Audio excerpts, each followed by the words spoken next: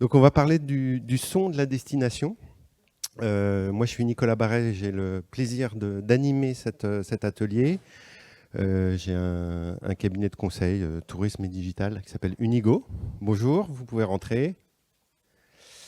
Et on va parler du son et de la destination avec François Missonnier qui est là, d'Europavox. Avec Gwenaëlle Monro de la destination Vendée-Vallée, qui est là.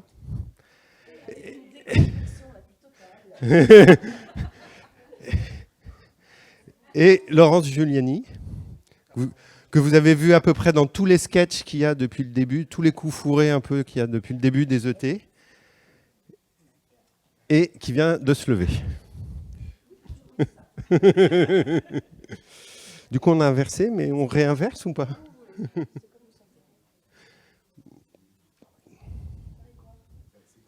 Bon.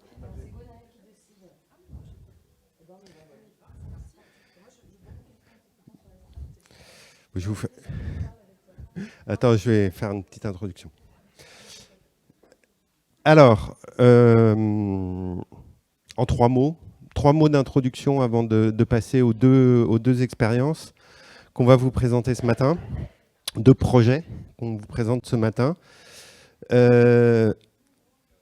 Premier élément, historiquement, traditionnellement, Internet est textuel. C'était d'abord du texte. Et puis, et vous le savez, on l'a dit pendant des années ici, Internet est visuel. De plus en plus, combien de fois on vous a dit de travailler vos photos, vos vidéos, etc. Et vous le savez certainement, en ce moment, Internet est en train de devenir vocal et oral.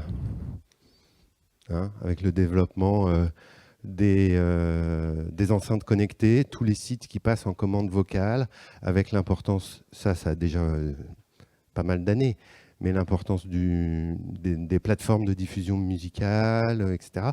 On voit que tout ce qui était jusqu'à présent très textuel est en train de devenir oral avec Internet. Donc la question qu'on va se poser ce matin, c'est quel est l'impact pour nos métiers et quelles sont les bonnes idées qu'on peut faire avec cette tendance du son. Rappelez que dans le cycle du voyageur, du touriste, il y a une phase d'avant, d'inspiration, de recherche, de comparaison, où vos métiers, nos métiers, c'est d'essayer de faire connaître nos destinations, de leur donner envie, de susciter du désir, d'inspirer. Et puis après, il y a une phase de déclenchement où les gens vont sélectionner, réserver leur séjour, leur week-end, leurs vacances. Et puis après, évidemment, une phase où ils vivent le voyage, ils vivent la destination, ils vivent les vacances. Et puis une phase de récit après. Pourquoi je mets ce schéma? Parce qu'on va se demander,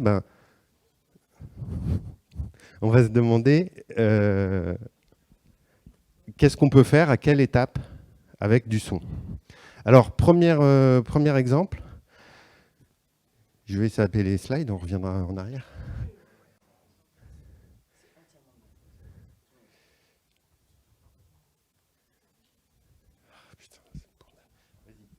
Premier exemple, Vendée-Vallée et Aken. Je laisse la parole à Gwenaëlle et je mets les slides en place. Merci. Donc, bonjour à toutes et à tous, je suis Gwenaëlle Monro, je suis manager de destination à Vendée-Vallée, c'est-à-dire qu'on coordonne 6 offices de tourisme autour du Puy du Fou. On est un pôle où on est 3 personnes. Alors, j'attends que ma slide arrive pour vous présenter le territoire. C'est pas grave, vas-y. Je continue. Donc, on est localisé en Vendée, voilà, dans le nord-est de la Vendée. On représente à peu près le quart nord-est. En 2014, on a fait une stratégie touristique pour réorienter les axes par rapport au développement du Puy du Fou. Et on a créé une marque de destination qui s'appelle Vendée-Vallée, parce qu'avant, on s'appelait autourdupuyduFou.com et que malheureusement, le Puy du Fou oblige, on n'a plus eu l'autorisation d'utiliser ce nom-là. Voilà. Donc là, c'est la force des choses. Voilà. Donc c'est notre territoire, quart nord-est de la Vendée, 6 offices de tourisme. Donc ça représente à peu près 15 agents qui dépendent chacun de leur communauté de communes. Nous, on est un syndicat mixte. Ça fait 190 000 habitants, 18 000 lits touristiques marchands, 10 000 lits touristiques non marchands. Donc ça représente une capacité d'accueil quand même assez importante pour un territoire qui est relativement considéré comme rural. On a 23 sites touristiques payants et le Grand Parc du Puy du Fou qui accueille 2,2 millions de visiteurs par an. Donc on a une problématique aussi de gestion des flux, d'accueil des populations et des visiteurs sur des périodes très courtes et très denses. Et hop, je vais prendre la zapette. Ou si tu... Voilà, donc la genèse du podcast de destination. Je vous l'ai dit tout à l'heure, c'est une marque de destination, Vendée-Vallée, l'histoire avec un grand V. L'idée, c'est de faire comprendre aux visiteurs qu'autour du Puy du Fou, il y a un potentiel touristique important qui s'exprime au travers des sites, des activités de pleine nature, du patrimoine. Donc, lors de la création de la marque, on a mis en place une plateforme de marque dans laquelle il y avait des valeurs partagées. Donc, dans ces valeurs, on va retrouver l'engagement, la créativité, le partage. Voilà. Donc ces valeurs et cette plateforme de marque, elles ont été exploitées et déclinées dans notre stratégie marketing. Et donc on a eu une volonté d'exploiter des contenus sur multi-supports et faire une déclinaison de communication autour des 5 sens. Alors pourquoi les 5 sens ? Parce que nous, on est très humains, très humains dans notre territoire. Voilà, comme vous le voyez sur les petits exemples de photos qu'on voit en bas. On s'attache beaucoup à la coopération, au mode projet. On s'inspire de ce qui existe ailleurs et on a la chance d'avoir des élus qui nous font confiance. Ça, c'est très important dans le projet qu'on a porté avec Laurence. Donc, on a décliné dans notre stratégie de marketing ce que disait Nicolas tout à l'heure. D'abord, tout ce qui est en lien avec la vue, donc les photos, vidéos, les jolies images qui vont inspirer. Donc tout ça s'exprime sur le print, sur nos sites web. Voilà. Le toucher, parce qu'on a décliné aussi des outils qui sont tangibles, qui sont palpables. Donc les mags que vous connaissez, des cartes postales, des goodies, etc. On a travaillé aussi autour du goût avec des événements plutôt un peu locaux pour valoriser les produits locaux. Donc un dîner toqué, donc un événementiel autour des moulins, avec des producteurs locaux, des clients qui avaient gagné un jeu concours et qui sont venus dîner la nuit autour des moulins. Et puis des événements avec nos voisins qui sont le Choletais, qui ont la même problématique que nous. On développe des relations de partage autour de la gastronomie. Et on arrive forcément autour des 5 sens, donc Louis. Alors, c'est venu d'une rencontre. C'était pas le matin. C'était au Tourism Innovation Lab à Angers, qui est un incubateur de start-up. La première fois que j'ai vu Laurence, c'était en 2017, où elle pitchait, il me semble, avec les parapluies. Voilà. C'est resté un peu en suspens, avec une belle idée de ce qu'elle faisait. Et j'ai été très touchée par l'approche artistique de son contenu. Mais nous, on était dans d'autres problématiques. Donc voilà, comme beaucoup de choses, on prend quelque chose qui nous touche à un moment donné, puis on ne sait pas trop ce qu'on va en faire. M'excuse, mais c'était un peu ça. Et puis ensuite, avec Laurence, on s'est vus et on a travaillé ensemble lors de la prépa des ET de l'année dernière. Donc c'est vrai que c'était la prépa des ET de l'année dernière, il y a 1 an et demi. Et du coup, on s'est retrouvés à travailler ensemble, à faire des ateliers, etc. Et ces projets avaient avancé, on a échangé, et pourquoi pas créer quelque chose ensemble. Mais à cette époque-là, on ne savait pas du tout ce qu'on allait faire. C'était absolument flou. Et par rapport à ça, et à cette rencontre, j'en ai parlé aux équipes, j'ai dit il faut qu'on fasse quelque chose autour de l'innovation. On est sur un territoire où il y a beaucoup d'entreprises, où ces entreprises innovent beaucoup, on a le Puy du Fou. Donc, pourquoi pas, en investissement, demander à nos élus d'avoir une ligne financière, sans savoir ce qu'on va mettre dedans. Donc c'était un pari un peu fou, un peu osé, mais on l'a porté comme ça. Et on a identifié une enveloppe, alors qui était voilà, une enveloppe modeste, enfin voilà, une enveloppe. On peut en parler. Une enveloppe de 10 000 €, voilà. Et avec cette enveloppe, j'ai appelé Laurence. Et j'ai dit, voilà, j'ai cette enveloppe-là. On a envie de travailler autour du son parce que ça permet de valoriser l'intime, de valoriser les valeurs de notre marque, de sortir des clichés, voilà. Et qu'est-ce qu'on peut faire? Et du coup, avec l'arrivée des podcasts, cette volonté aussi d'inspirer le touriste et de lui montrer qu'il y avait autre chose que le Puy du Fou sur notre territoire, Laurence m'a proposé de faire un podcast de destination. Alors à ce jour, je ne sais pas où on va, on n'a pas de résultat. Non mais c'est vrai. Enfin, on a un teaser, pardon. Non mais on n'a pas de résultat d'évaluation. C'est une grande confiance dans le travail de Laurence et une grande confiance que les élus nous ont fait aussi en valorisant ce projet. Donc ça, c'est quelque chose qui est très important dans ce type de projet d'innovation. Donc c'est ce qui fait sa particularité aussi. C'est qu'il faut se lâcher et pas trop savoir où on va, quoi. Voilà, donc moi j'ai fini pour ma petite partie, je pense que ça va. S'il y a des questions après, je pourrai répondre. Et je vais laisser Laurence parler sur la partie très technique du projet. Merci Gwenaëlle. Bonjour à tous.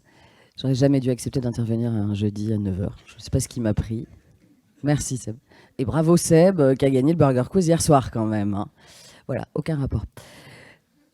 C'est parti pour Aken, ouais, j'y vais.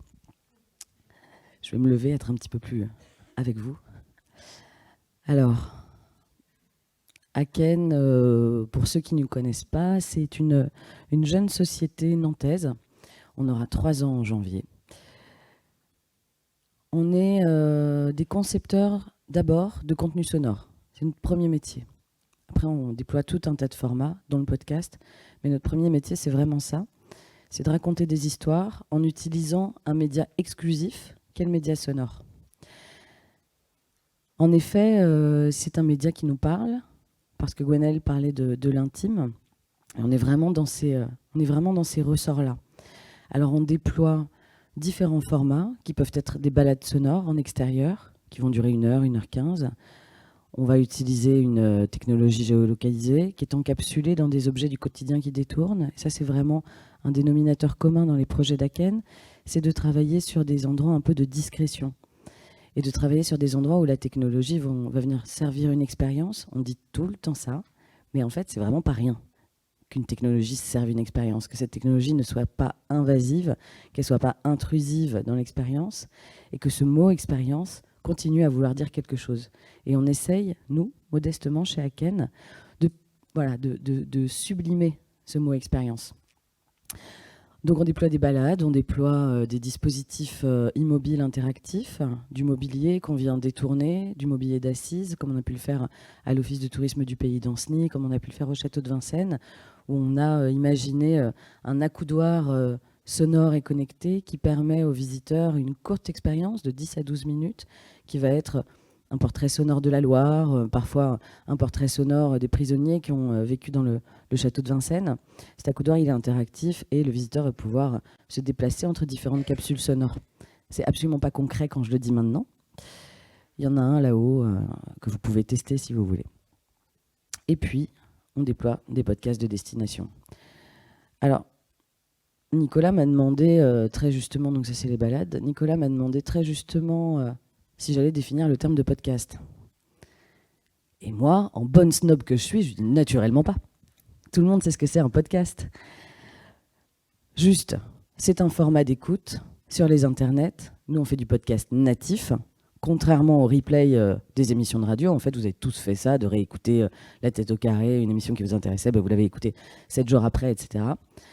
Nous, on est vraiment sur les notions de podcast natif. Chaque œuvre qu'on crée, parce que je parle bien d'œuvre, puisqu'on travaille avec des équipes artistiques, des auteurs, des compositeurs, des créateurs sonores, chaque œuvre est sur mesure et est fabriquée pour une destination en particulier. Alors, je parle de grands sauts dans les internets parce que écrire une écriture sonore in situ, je suis dans le château de Vincennes, je suis en front de mer, je suis en train de voir les choses dont on me parle et je suis dans ma voiture, dans le métro, en train d'aller chercher mes enfants, en train de cuisiner, en train de repasser, je ne sais pas. cette écriture, elle est totalement différente. Et on avait un enjeu qui était extrêmement fort en termes finalement de dramaturgie, parce qu'aujourd'hui on dit il faut produire des contenus, il faut faire du storytelling, il faut raconter des histoires, il faut générer des émotions. On est d'accord naturellement, mais en fait c'est un vrai travail d'orfèvrerie. Parce que là, typiquement, quand on crée une œuvre, on peut toujours se dire cette œuvre sera vue dans une salle de cinéma, cette œuvre sera vue dans une salle de théâtre, elle sera contemplée dans un musée. Nous, on ne sait absolument pas où sera l'auditeur, qui de plus n'est pas un auditeur, puisqu'on travaille sur des clientèles qui ne sont pas captives à la base, c'est-à-dire qu'il y a toute la part de search où le visiteur potentiel de demain Vendée-Vallée peut-être va aller préparer son séjour sur le site internet de la destination de Vendée-Vallée, et du coup il va faire tiens, chouette un contenu, je consomme ce contenu. En revanche, nous ce qu'on essaye de faire, une fois de plus assez modestement, parce que on essaye des choses, et je ne suis pas la dernière à être arrivée ce matin, hein, vous noterez. Excusez-moi, c'était un peu facile de ma part, mais j'étais un peu en retard. Sur ces réseaux sociaux, l'auditeur n'est pas un auditeur. Il est un consommateur de flux continus, d'actualités, de gags, de gifs, de mèmes. Et nous, on arrive avec cet objet sonore qu'est le podcast de destination.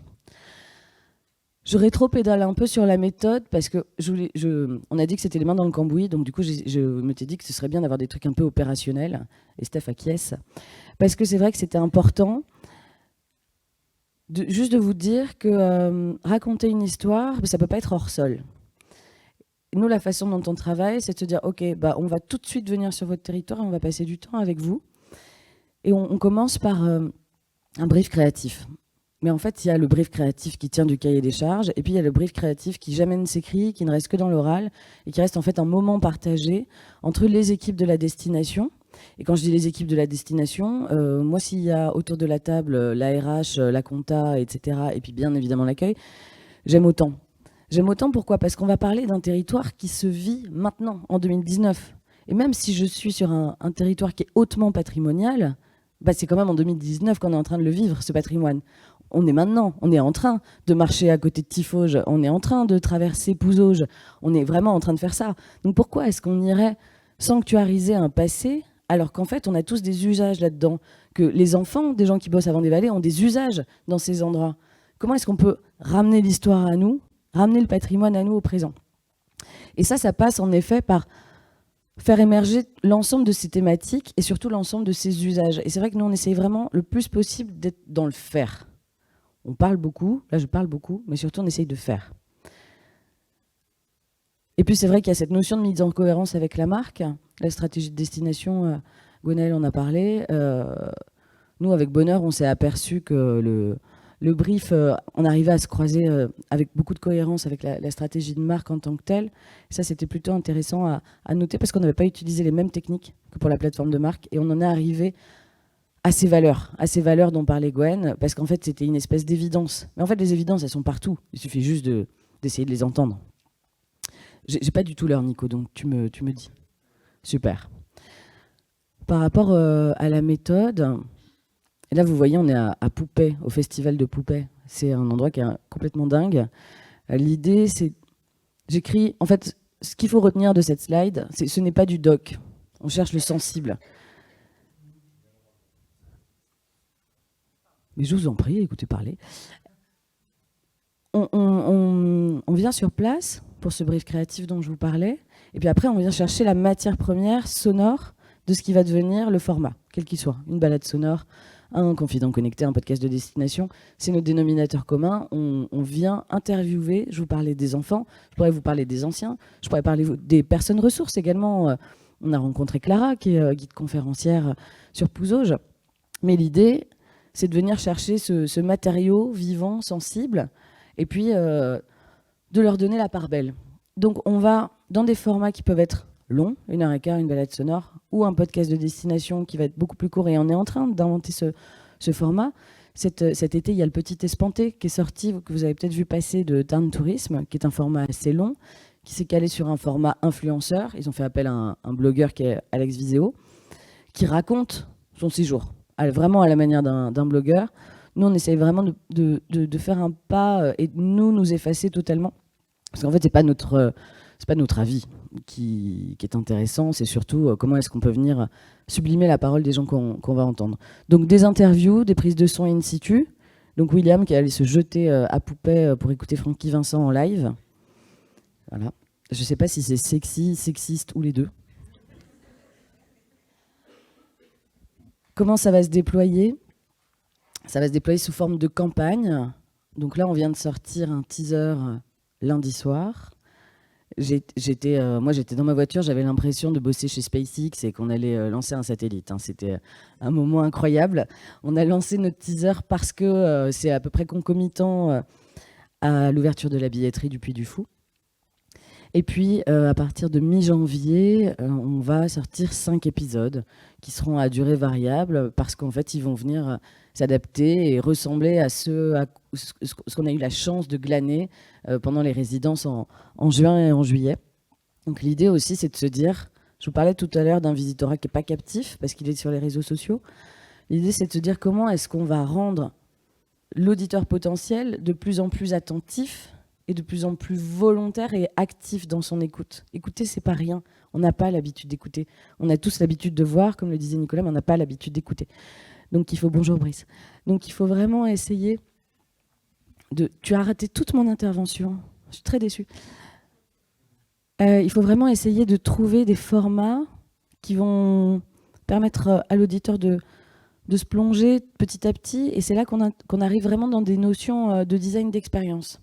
Design d'expérience au sein de la création du contenu sonore du podcast, mais aussi en termes de stratégie social media. Et on travaille avec My Destination sur ce pilote. C'était vraiment important pour nous de hubber toutes les compétences autour de ce podcast pilote finalement, et de se dire comment est-ce qu'on va aborder ces deux approches de diffusion. Comme je vous le disais tout à l'heure, on essaye aujourd'hui de créer une viralité avec le teaser, et puis comment est-ce qu'on va diffuser cette campagne sur les réseaux sociaux de la destination. Et hier soir, Sébastien me disait qu'il fallait que je mette du texte sur mon animation, que je sous-titre le podcast de destination. Et Gwenaëlle me regardait et me disait « Tu hyperventiles, Laurence, calme-toi ». Et moi, je disais « Non, mais en fait, ça fait 6 mois qu'on travaille sur un contenu sonore, qu'on travaille sur des endroits de déconnexion, de lâcher prise, d'immersion presque, finalement. On essaye de relever ce défi d'offrir un moment d'immersion et de pause et de lâcher prise. Bonjour. Sur les internets. Et en fait, aujourd'hui, voilà, j'avais juste envie de vous dire qu'on est dans quelque chose qui est extrêmement empirique, comme beaucoup de choses finalement dans l'innovation, que vos retours, si vous en avez, seront les bienvenus, que moi je vais me taire et qu'on va écouter le format qui dure 2 minutes 30, qui est donc un teaser de la campagne. Juste Laurence. Oui. Ça marche, ouais. Pourquoi les sous-titrer et pourquoi ne pas les sous-titrer ? Pourquoi les sous-titrer ? Parce que l'idée, c'est de se dire comment est-ce que dans un flux d'informations, de gifs, etc., ce que je disais tout à l'heure, qu'est-ce qui fait qu'à un moment, on va accrocher le regard de l'auditeur potentiel pour l'inciter à cliquer. Et c'est vrai qu'on a travaillé autour d'un motion où on reprend l'animation, on reprend le logo de Vendée-Vallée, etc. Et puis je suis arrivée, donc ça c'était lundi soir, et je suis arrivée mardi aux ET. Il y a plein de gens qui m'ont dit « Ah, c'est super, t'as fait un podcast de destination avec Gwenaëlle, c'est chouette ». Et moi je disais « Tu l'as écouté, qu'est-ce que t'en as pensé ?» Et les gens me disaient « Non, je l'ai pas écouté. » Je dis « Pourquoi tu l'as pas écouté ?» Enfin, je sais pas, pourquoi tu me dis « C'est super si tu l'as pas écouté ?» Enfin, je sais pas. Et il me disait non, je sais, oui, mais en fait c'est juste que j'étais dans le train, j'avais pas mes écouteurs, je venais d'arriver au Palais Beaumont, je sais pas combien de temps ça allait durer, etc. Donc c'est pour ça que je disais que c'est très empirique, parce qu'on s'est dit en fait on est bête, dans le wording on aurait pu indiquer que ça durait 2 minutes 30, et il y a plein de gens qui auraient fait ok super. Nicolas il est arrivé dans le train, il s'est dit je préparais mon atelier, c'est bon, j'ai vachement de temps devant moi, je vais écouter le podcast de destination qui a duré 2 minutes 30. Ouais, il en avait pour 4 heures, il était hyper prêt à écouter notre production. Ça l'a occupé 2h30. Après, il s'est beaucoup ennuyé. Il avait oublié d'emmener un livre. Pourquoi ne pas mettre le texte ? Parce qu'en fait, quand on regarde, on ne voit plus. Tout simplement. Parce que vous êtes capable de regarder un film avec une qualité audio pas terrible. Vous savez, quand vous regardez un film au lit avec vos HP d'ordi qui crachotent, là, ça ne vous dérange pas plus que ça. Par contre, si l'image elle commence à laguer, là, vous allez vous en rendre compte et vous allez arrêter. On est exactement sur ces ressorts-là. C'est-à-dire qu'en fait, moi, j'ai pas envie d'envoyer des signaux contradictoires à l'auditeur potentiel. Et l'idée, c'est plutôt d'essayer de le garder avec nous. On va l'écouter. Ça dure 2h30. Comme indiqué précédemment.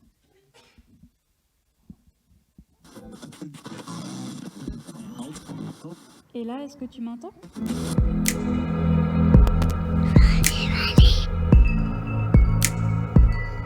Vendée-Vallée. Ça vous fait penser à quoi, Vendée-Vallée? Mais si, tout le monde connaît Vendée-Vallée. Allez, un petit indice. Je vais pas vous parler du Puy du Fou. Puy du Fou. Le Puy du Fou. Puy du Fou. Puy du Fou. Du Puy du Fou. Puy du Fou. Tout le monde connaît le Puy du Fou. Sur des sites touristiques comme par exemple le Puy du Fou. Tous les sites situés autour de cette locomotive qu'est le Puy du Fou. Une locomotive comme le Puy du Fou. Le Puy du Fou. Puy du Fou. Puy du Fou. Du Puy du Fou. Puy du Fou. Oui, voilà, vous y êtes, au cœur du bocage. Au nord-est de la Vendée se trouve le grand parc du Puy du Fou. Ladies and gentlemen, bienvenue sur le territoire de Vendée-Vallée. Welcome dans ce bocage sillonné de rivières. Bienvenido au cœur de cette petite Suisse vendéenne. Willkommen dans ce paysage façonné par les femmes, les hommes et leur histoire. Mais ce n'est pas tout. Vendée-Vallée, c'est aussi un sacré sens de l'engagement. C'est un pays où il y a énormément d'associations. Il y a des gens là, les gens qui sont devant nous, ils donnent sans compter, voilà. Être festif, sans façon et sans chichi. Poupée dans le fait d'être sérieux sans se prendre au sérieux. Un attachement farouche à son territoire. Mais je me suis expatrié et je suis revenu. Perpétuer et faire vivre les traditions. Le temps commence à s'abornosir. On va peut-être bien encher une belle lampaille. Une convivialité amicale. Voilà, il est là. Ouais. Voilà le pinot. Oh, il a diminué. Oh là là. Savoir bien vivre. On n'est pas bien là ?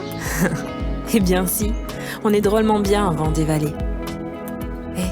Ça vous dirait de continuer cette découverte sonore avec nous ? Alors, prêtez l'oreille et rendez-vous au prochain épisode.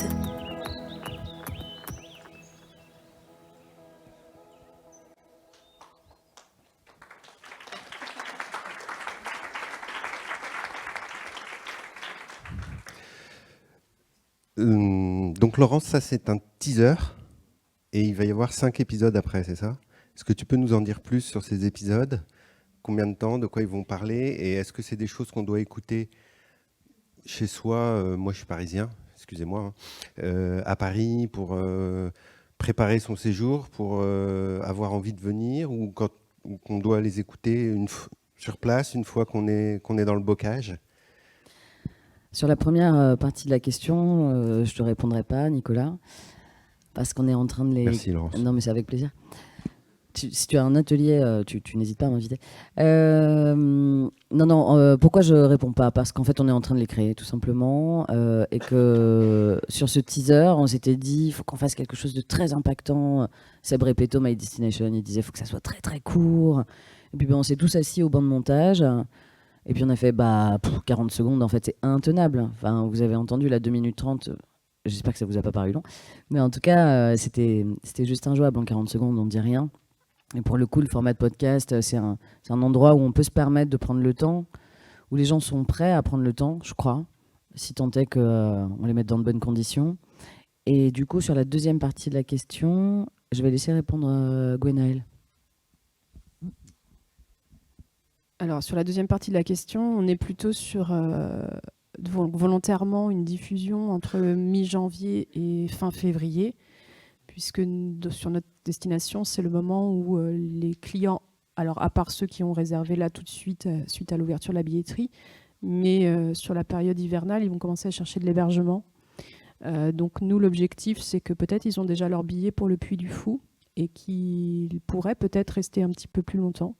Ou peut-être des gens qui sont déjà venus voudraient revenir pour autre chose. Voilà, donc c'est la raison pour laquelle on est sur l'inspiration, donc le premier cycle du voyageur. On est vraiment dans ce déclenchement, donc soit sur des primo-visiteurs.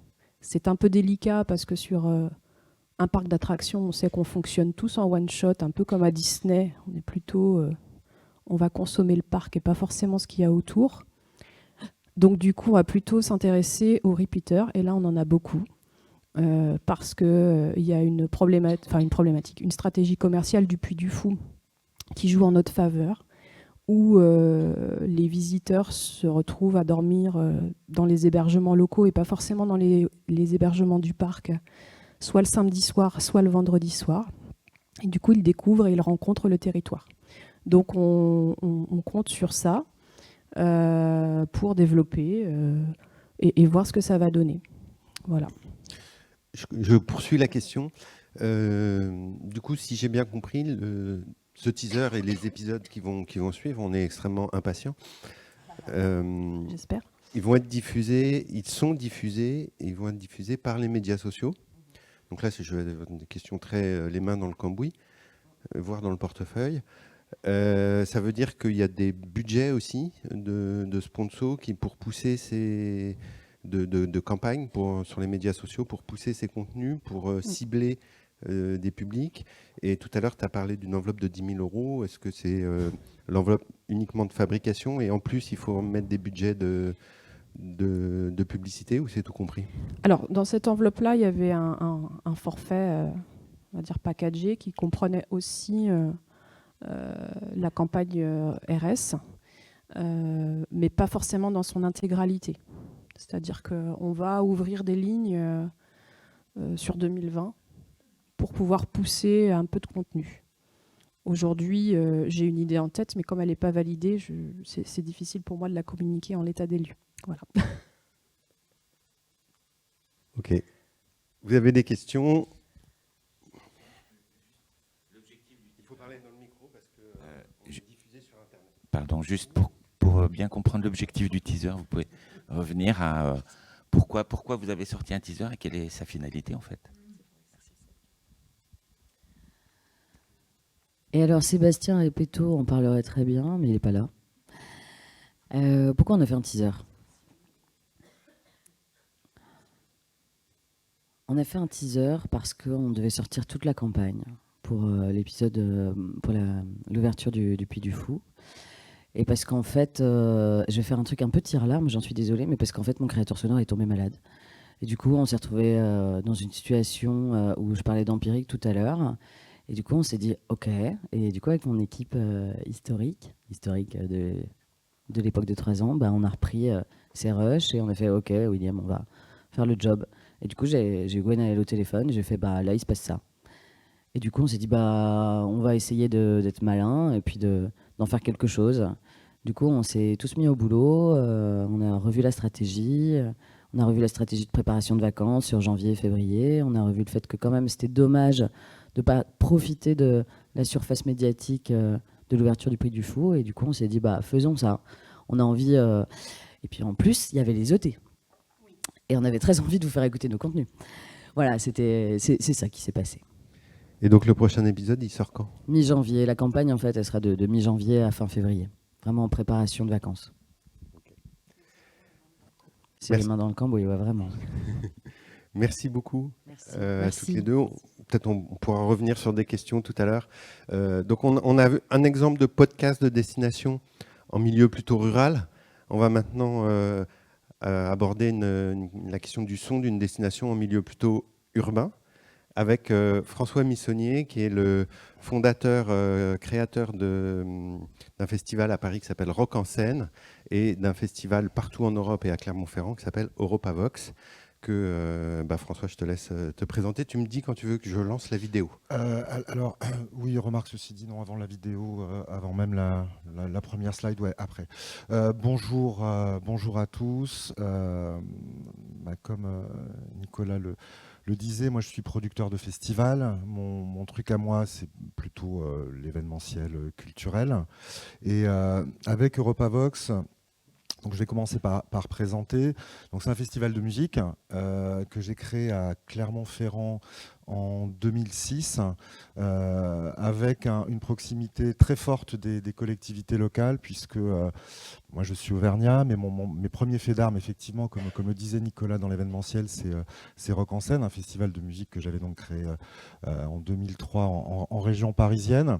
Et mon contact et mes relations avec les collectivités locales, en l'occurrence c'était plutôt la région Auvergne en premier lieu, puis la ville de Clermont, c'était vraiment, là on était vraiment à la fois dans mon envie à moi de porteurs de projets, de créateurs d'événements culturels et de la collectivité, d'arriver à faire un événement qui fasse sens sur le plan de la musique. À l'époque, donc EuropaVox c'est 2006, il n'y avait pas de festival de musique en Auvergne, et qui génère aussi de l'attractivité. C'est-à-dire dans tout le travail sur l'image de la région Auvergne, sur les problèmes démographiques des gens qui la quittent, des gens qui ne veulent pas la rejoindre. À l'époque, les responsables avaient considéré qu'un festival de musique pouvait être un outil assez fort de rayonnement et d'accompagnement du dynamisme local. Je leur ai proposé ce projet, qui était un projet à la fois politique et culturel, EuropaVox. EuropaVox, c'est quoi? C'est un festival de musique assez classique, avec une unité de temps, ça se passe à la fin du mois de juin, une unité de lieu, ça se passe dans le centre de Clermont-Ferrand. Et la singularité par contre du projet, c'est que c'est un festival qui est entièrement tourné vers la diversité musicale européenne. Alors c'était assez gonflé de leur part d'accepter ce projet en 2006, parce que ça n'a pas tellement changé. L'Europe, c'est un peu un truc qui est pas très vendeur sur le plan de la com, sur le plan citoyen. Enfin, faut un petit peu batailler pour le défendre. Et d'autant plus que là, moi, mon idée et le pari, c'était de faire la promotion de la diversité musicale européenne dans tous les styles musicaux, et de montrer que, y compris en termes de musique, le slogan de l'Europe, l'unité dans la diversité, ben ça marche. Alors, c'est tous les styles de musique. On parle de rock, de chansons, de musique électronique, de rap. Et moi, ce qui m'amusait, c'était de montrer qu'en musique, il y a aussi l'unité dans la diversité. C'est-à-dire que tous les gamins d'Europe, quand ils sont adolescents, ils descendent dans la cave pour prendre une guitare et faire du rock. Et puis après, ils font ça aussi avec des machines, et ils font de l'électro. Ça existe absolument partout en Europe, sauf que le rock qui est fait dans le sud du Portugal, il n'est pas tout à fait le même que celui qui est fait dans les faubourgs de Varsovie, ou encore dans la banlieue de Copenhague. Et en fait, moi, ce qui m'amusait, c'était de montrer à la fois le côté universel des musiques actuelles, et aussi le côté très singulier et très propre à chacune des cultures.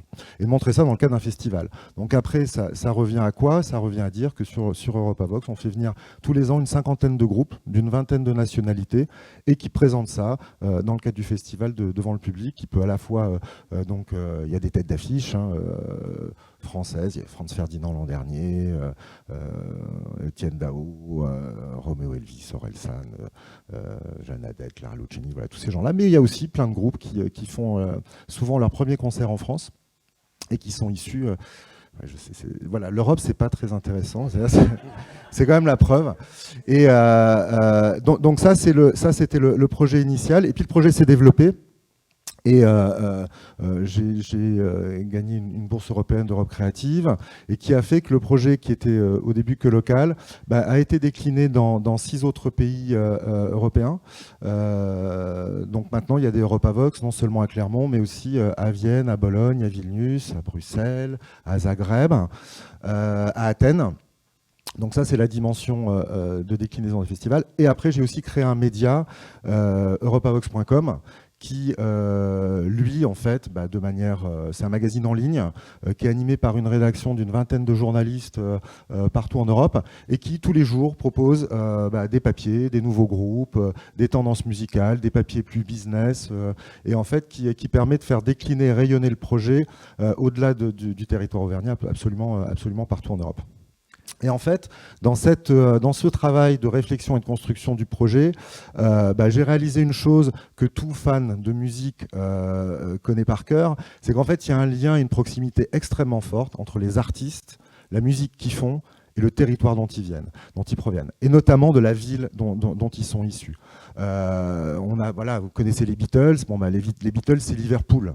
Pour ceux qui sont fans de Bruce Springsteen, c'est le New Jersey, c'est Ashbury Park, voilà, c'est la banlieue new-yorkaise. Plus proche de nous, il y a Nirvana, c'est Seattle et la naissance du grunge. En ce moment, il y a une série télé qui s'appelle Atlanta, parce qu'Atlanta, c'est la nouvelle ville du rap américain. Plus près de nous, Stromae, Stromae, c'est Bruxelles. Il y a un rapport entre Stromae et sa ville natale qui est extrêmement fort. En France, pas très loin, vous avez Ayam à Marseille, vous avez Étienne Dao, j'en parlais, Rennes. C'est des choses qui sont extrêmement fortes. Chez nous, en Auvergne, on a par exemple aussi Jean-Louis Murat qui chante beaucoup les volcans, plutôt la campagne et les alentours de Clermont-Ferrand. Et ça, c'est une donnée qui, moi, dans mon métier de producteur de spectacle, que je trouve passionnante, quand je fais des programmations, parce que ça veut dire que ça combat, on est vraiment dans une vision où on combat, l'uniformité, et puis la prédominance aussi anglo-saxonne.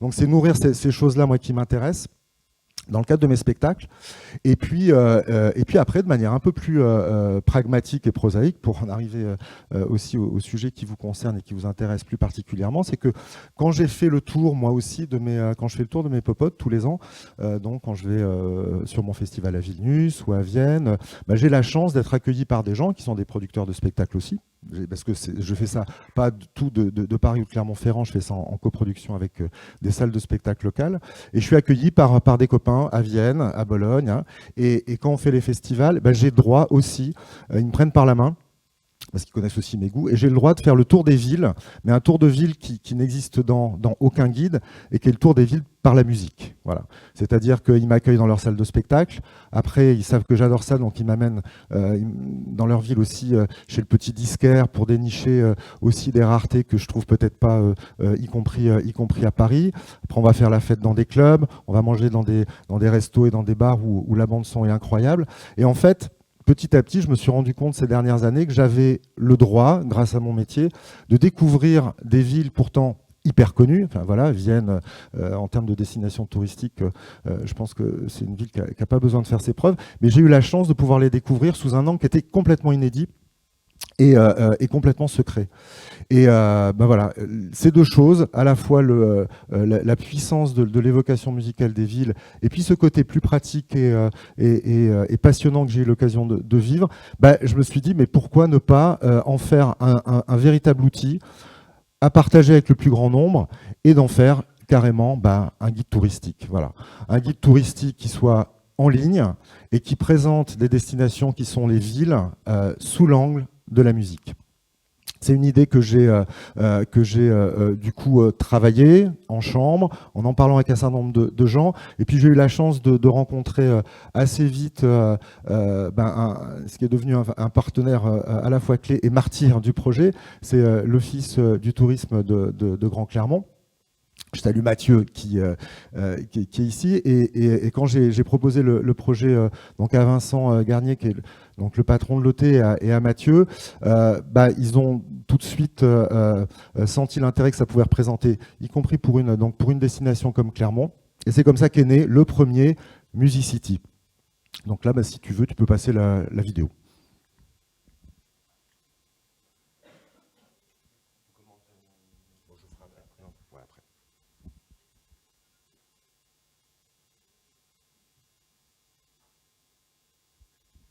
Ça va réveiller un petit peu ceux que j'ai réussi à endormir.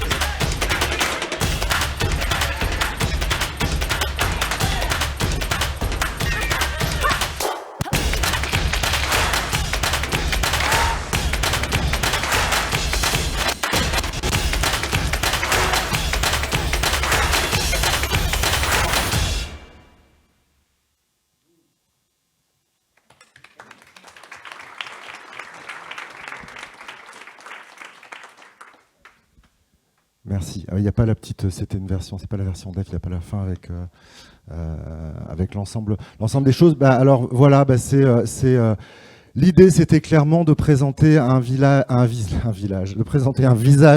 un petit peu inhabituel et différent de Clermont-Ferrand, de Clermont. Ça, c'est aussi, ça a été une des vraies discussions, qui était une discussion de marketing territorial avec l'OT, qui était de dire c'est pas Clermont-Ferrand, c'est Clermont, et qui est à la fois un visage qu'on connaît pas, mais qui est un vrai visage. Voilà, c'est pas fake. C'est-à-dire que Clermont, c'est aussi ça. Clermont, c'est la cathédrale, c'est Michelin, c'est la place de la Victoire, c'est Vercingétorix, mais c'est aussi ça. Et en fait, tout le travail qu'on s'est amusé à faire, c'est celui-là, c'est de raconter une autre histoire et de présenter un autre visage de Clermont, qui est le Clermont sous l'angle de la musique. Avec, on s'adresse à qui avec ce guide? Donc c'est un city guide 100% musique qui travaille dans notre esprit sur la temporalité du grand week-end, donc qui s'adresse plutôt à une clientèle de city breakers et qui présente, je rentrerai rapidement dans les détails après, de manière très avec des outils et des moyens très variés. On a vu la vidéo, un carnet d'adresses et puis aussi des choses qui sont beaucoup plus éditorialisées.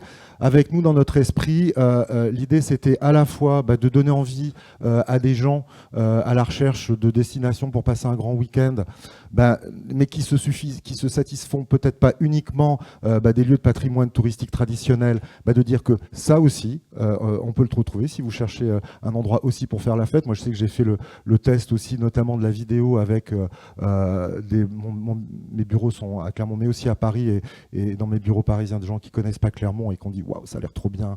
Alors après, on est plutôt sur une clientèle qui est jeune.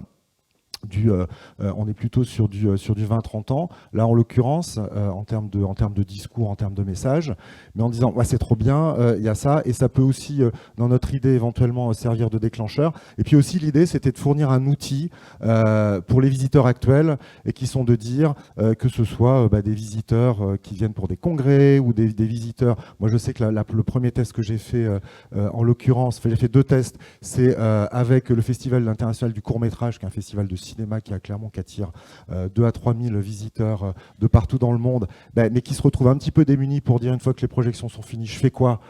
Voilà, ça c'est un outil qui peut être derrière utilisé pour trouver des bonnes adresses. Et puis après, c'est aussi dans le travail qu'on a fait avec l'Université d'Auvergne, c'est un super outil aussi d'accueil des nouveaux étudiants. Donc là, ça a été utilisé cette année à la rentrée universitaire et qui permet aussi dans un geste d'hospitalité de dire voilà ce qu'il y a aussi, la fac, vous avez bien visualisé, voilà ce qu'il y a aussi dans votre ville. Après, on va dire 2 particularités. Donc c'est un guide qui est uniquement en ligne avec 2 particularités. La première, c'est qu'il est évidemment, parce qu'on parle alors, il est archi-éditorialisé. Alors moi ça c'est aussi un de mes principes, je trouve la musique ça souffre pas la tiédeur, donc après on n'est pas dans l'exhaustivité, on n'est pas dans tout le monde il est beau, tout le monde il est gentil, donc en fait c'est archi éditorialisé avec 2 points de vue, un point de vue intérieur et un point de vue extérieur. Le point de vue intérieur, c'est ce que j'appelle des fixeurs. Donc c'est des gens fans de musique, des artistes, le patron de la salle de concert de Clermont, qui ont donné eux leur vision de la musique. Et notamment, il y a un édito. Donc là aussi, on a choisi aussi de raconter l'histoire de Clermont au travers de la musique. Toutes les villes ont une histoire, comme je le disais tout à l'heure, à raconter au travers de la musique. Ça donne aussi un petit supplément d'âme et ça montre sur quoi on repose. Et après, le principe, c'est qu'on a fait une espèce de référencement des adresses possibles. Et après, moi, j'ai envoyé un journaliste musical qui est venu, qui a passé un grand week-end sur place et qui a fait, lui, sa sélection et qui a écrit les papiers. Alors après, c'est aussi multimédia, évidemment. Donc, la vidéo, on en a parlé. Il y a du texte rédigé, il y a des notules, des modules. Il y a des interviews aussi. Il y a du son. Alors bah oui, le son d'une destination sans playlist, ça serait compliqué. Donc en fait, il y a une playlist qu'on peut écouter dans le train en descendant dans le Théos. On a un petit peu de temps d'ailleurs, donc on peut l'écouter plusieurs fois. Il y a une vingtaine de titres d'artistes, soit historiques. On parlait, c'est Murat couvre la playlist, mais aussi toute la scène musicale actuelle de Clermont est présente aussi dans cette playlist. Et puis après, en termes de rubrique, c'est en fait on a choisi aussi de présenter. Là, il y a une trentaine de lieux qui sont connectés d'une manière ou d'une autre à l'univers de la musique.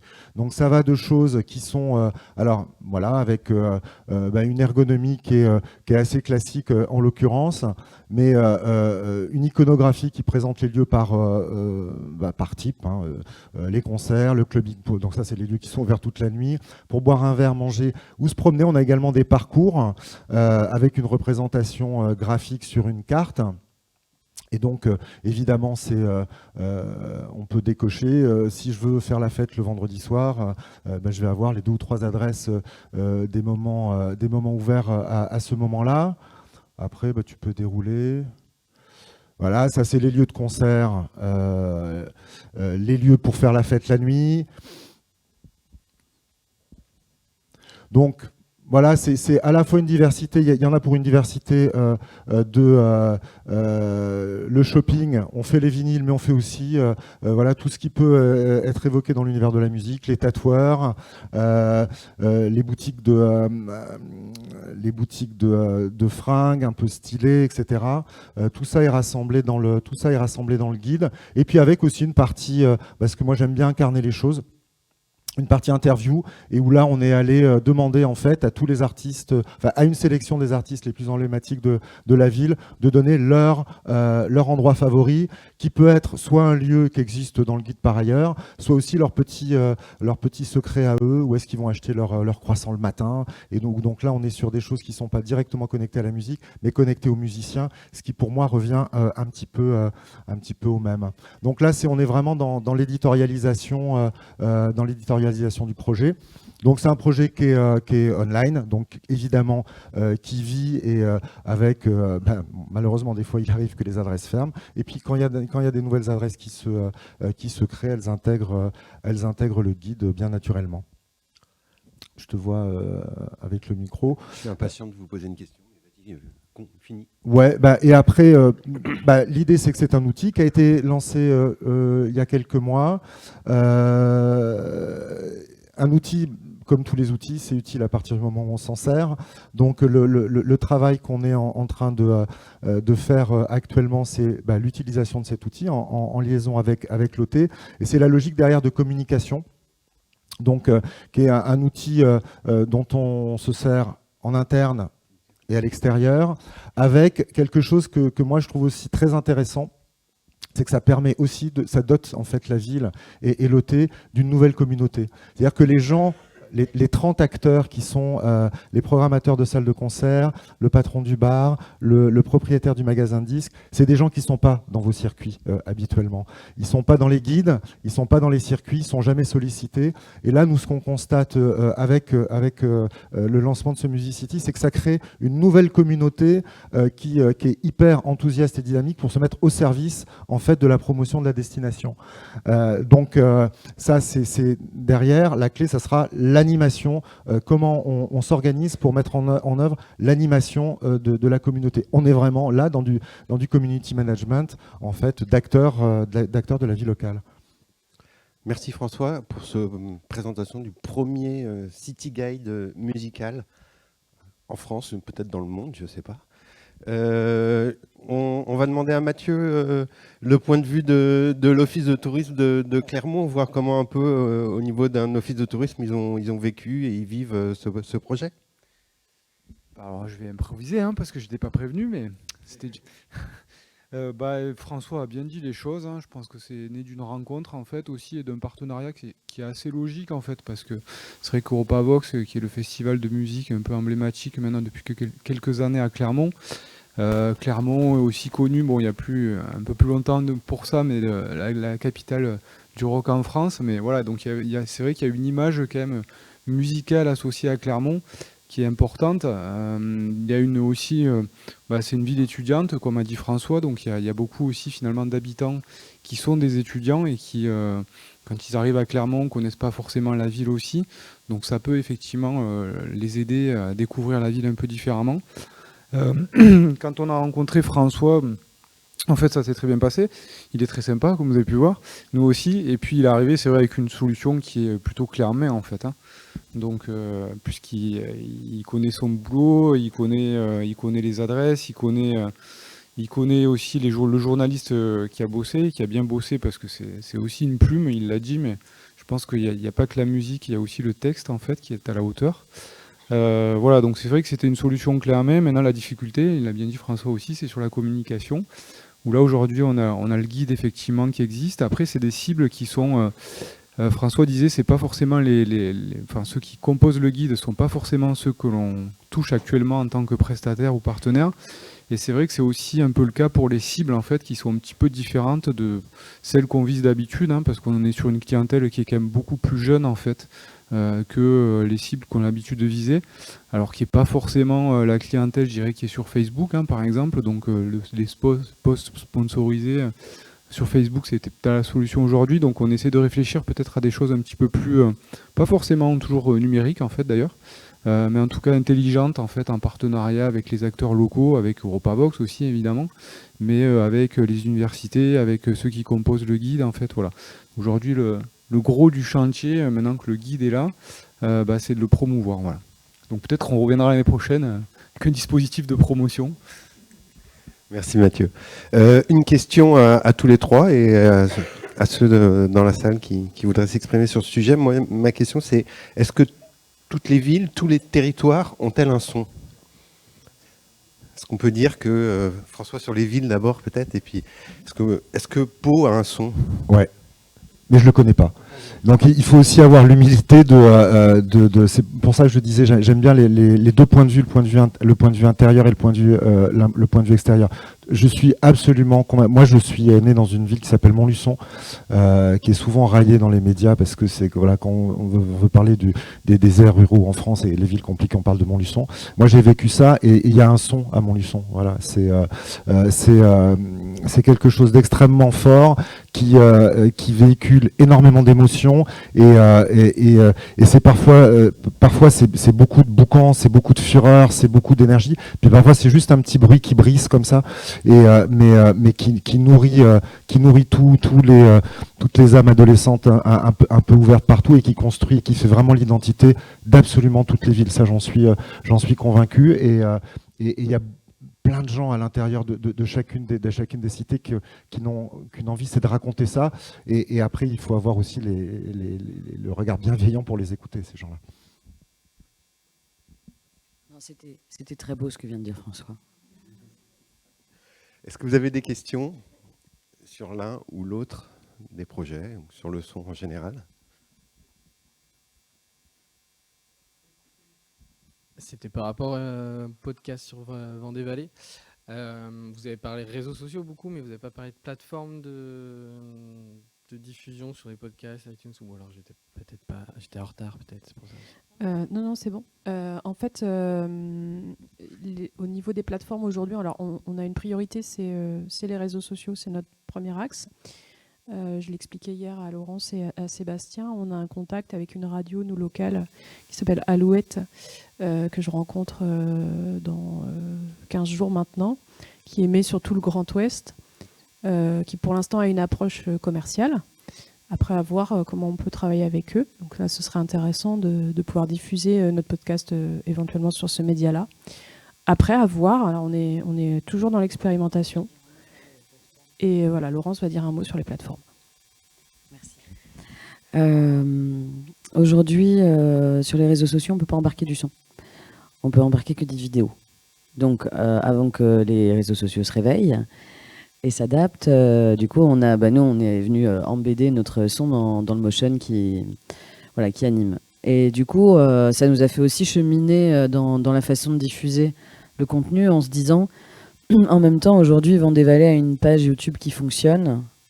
Pourquoi aller chercher des endroits hyper confidentiels ? Parce qu'aujourd'hui, SoundCloud, etc., ça reste des plateformes confidentielles. Spotify, Deezer sont des plateformes sur lesquelles on a des habitudes de consommation musicale, mais pas encore de podcast. Et en fait, aujourd'hui, oui, ça vient. Bien quand même. Ça vient, mais en fait, on cherche pas à toucher les amateurs. Enfin, on ne touche pas à toucher que les amateurs de podcast. Donc, le teaser, on peut le trouver sur le SoundCloud d'Aken, etc. Mais on s'aperçoit aussi que faire sortir les gens du média pour aller sur une plateforme, en fait, on en perd 90%, quoi. Voilà où on en est aujourd'hui. Est-ce que vous avez des questions ?